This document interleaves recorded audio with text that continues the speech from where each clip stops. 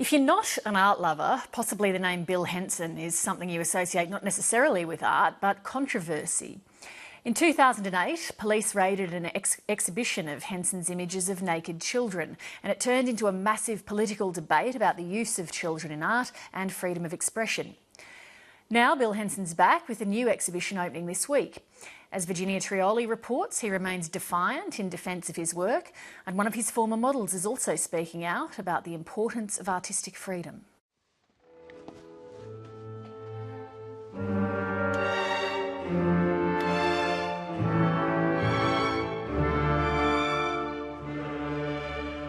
Bill Henson lives and works in a world within a world, a retreat of quiet contemplation and dark imaginings. You know, art is artifice. It really does come down to what's in your imagination. It comes down to, how you feel about things and not necessarily understanding that, because meaning comes from feeling, not the other way around. It's a rarefied place of classical art, music and books, but paradoxically, much of Bill Henson's work is gritty, visceral, and sometimes quite troubling.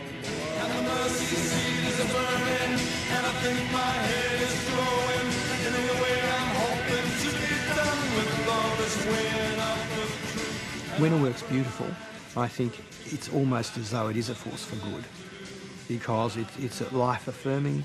It does bring that empathy out of people, but it can also be disconcerting. You know, it can also be confronting.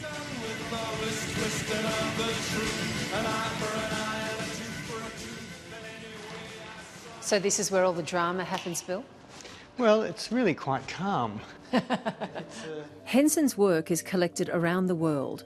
He is fiercely admired and by some, just as fiercely criticised. But a missing element of the public discussion around Bill Henson is the quiet devotion of a large and loyal group of once child models. You've worked with a lot of models over a long period of time, and many of them for many, many years. In a sense, you sort of charted their lives. Do you know what they get from the experience? Do they ever tell you how they experience all of this? I get the sense that the experience was empowering, that they take great pride. I've been told in as many words that it's a sense of great pride, sometimes by the parents rather than the now adults.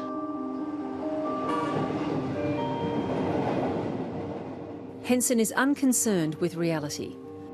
Unlike many photographers, he's not documenting the world around him.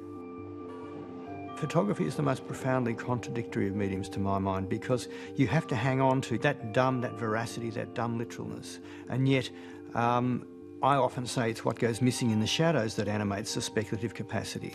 It is not reality. It is a complete construction.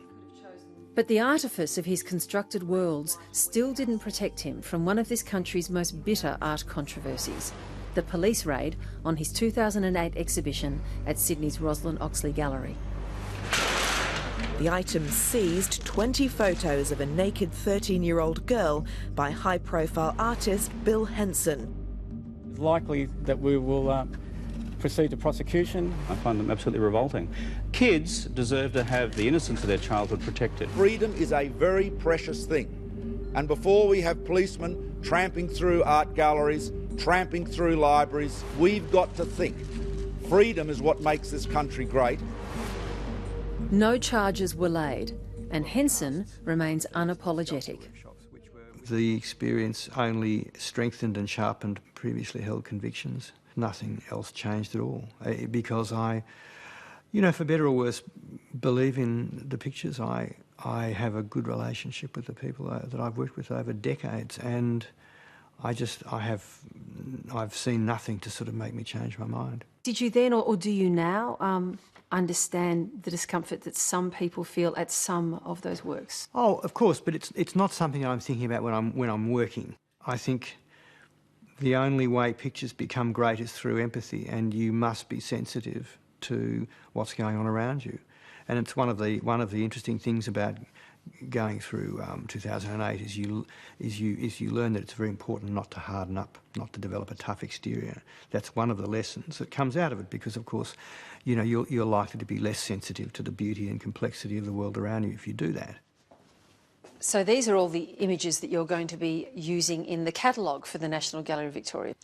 And here, I mean, are some really famous images, and also someone, a young woman, who's featured in your work, well, since she was how old? Well, since she was born, really. I mean, not in my work so much, but documented in a way. Because she's your goddaughter. Yeah, it's one of our godchildren. Longtime Henson model Alice Haywood now lives and works as a dancer in Berlin. Speaking publicly for the first time about the images, she's scornful of the criticism of Kevin Rudd and others. Really stupid, to be honest, yeah. Basically stupid. I was under 18 and I gave informed consent. And the proposal that Bill is making, I don't think that it's a dangerous one at all. Alice Haywood is surprised that Henson's work sparks controversy. I think that they're dealing with notions of beauty that aren't new or unrecognisable anyway. So the discomfort is basically, I think, on the level of dealing with nudity. So Bill, after all these years, why are you still overwhelmingly preoccupied with this age, the age of pubescence, of puberty? I think that it's become for me a kind of floating world. You know, we have an exponential growth in body and in mind, a rapidly increasing independence from our parents at that age. We're no longer an extension of our mother's hand. And along with that comes an increase in experimentation, an increase in self-examination, and it's a potential for things to go well or badly. And so it just strikes me as a tremendously dynamic and interesting space. And can you imagine a time when you'd ever be finished with this? No, it's endlessly interesting, but you know, I think if you did a head count of images over the last 40 years, you'd find it's still only a small part of it. Yes, these can be really difficult pieces to look at. These are children. They're naked, they're stained, and some of them even look like they're in distress. But Bill Henson's asking us to do something that we don't easily manage these days, and that is to hold two conflicting ideas in our mind at the same time. One is they can be deeply disturbing images, but the second is that they're also at the same time beautifully wrought and very affecting works of art.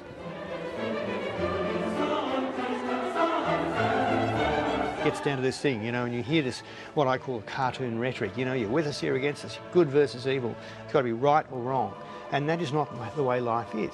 When it comes down to it, art is about the priority of individual experience. You go on the journey. There's no correct way of listening to Mozart or no correct way of looking at Rembrandt. There's only your way. And that's the path that people have to go on. And hopefully, you know, it takes them to interesting places, you know, within their own imagination.